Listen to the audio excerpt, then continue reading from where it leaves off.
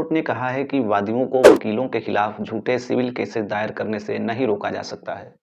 अदालत एक मामले की सुनवाई कर रही थी जिसमें यह सवाल उठाया गया था कि क्या अधिवक्ताओं द्वारा प्रदान की गई सेवाएं उपभोक्ता संरक्षण अधिनियम 1986 के अंतर्गत आती है अथवा नहीं। सुप्रीम कोर्ट ने कहा कि वह वादियों को उन वकीलों के खिलाफ झूठी कार्यवाही दायर करने से नहीं रोक सकता जिनकी सेवाओं से वे नाखुश थे।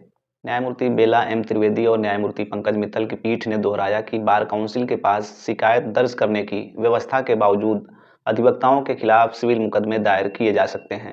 इस तर्क के जवाब में कि मामलों के नतीजे पूरी तरह से बहस करने वाले वकील के बजाय अदालतों पर निर्भर करती है, कोर्ट ने कहा कि लेकिन आप उन्हें झूठे मुकदमे दायर करने से नहीं रोक सकते, मामले दर्ज होने को नहीं रोका जा सकता। यह मुद्दा राष्ट्रीय विवाद निवारण आयोग यानी कि एनसीडीआरसी के 2007 के फैसले से उत्पन्न हुआ, जिसमें कहा गया था कि ऐसी सेवाएं अधिनियम के दायरे में आती है, जबकि यह ध्यान दिया गया कि क्लाइंट और वकील के बीच पैसे का लेन देन द्विपक्षीय होता है, बाइलैटरल होता है।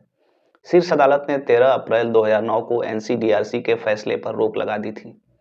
अपीलकर्ताओं के वकील ने कहा कि जब वादी बार काउंसिल ऑफ इंडिया यानी कि बीसीआई में वकीलों के खिलाफ शिकायत दर्ज करा सकते हैं तो उपभोक्ता फोरम के समक्ष समाधान की आवश्यकता नहीं है। उपभोक्ता अदालत में केवल एक पत्र लिखने की आवश्यकता होती है और शिकायतकर्ता को आने की आवश्यकता नहीं होती है।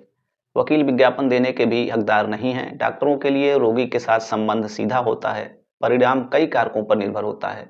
इसके बाद कोर्ट ने कहा कि कम से कम हमने अब तक डॉक्टरों को विज्ञापन करते नहीं देखा है, व्यक्तिगत रूप से या रेडियो या टीवी पर। वकील ने जवाब दिया कि विशेषज्ञ डॉक्टरों द्वारा विज्ञापन आम और स्वीकार्य हैं, लेकिन वकील ऐसा नहीं कर सकते।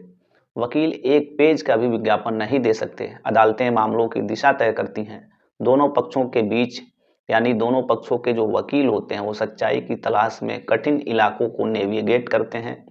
वकील की एजेंसी पैसे के पहलू से परे जाती है। एक वकील और ग्राहक के बीच के संबंध को सेवा प्रदाता और उपभोक्ता के साथ बराबर नहीं किया जा सकता है। इस बात पर जोर दिया गया कि बीसीआई और राज्य बार काउंसिल ही वकीलों के खिलाफ शिकायतों से निपटने के लिए प्राधिकारी है। पीठ का सवाल था कि अगर डॉक्टर और चिकित्सा पेशेवर इस अधिनियम के दायरे में आते हैं तो वकील क्यों नहीं आएंगे।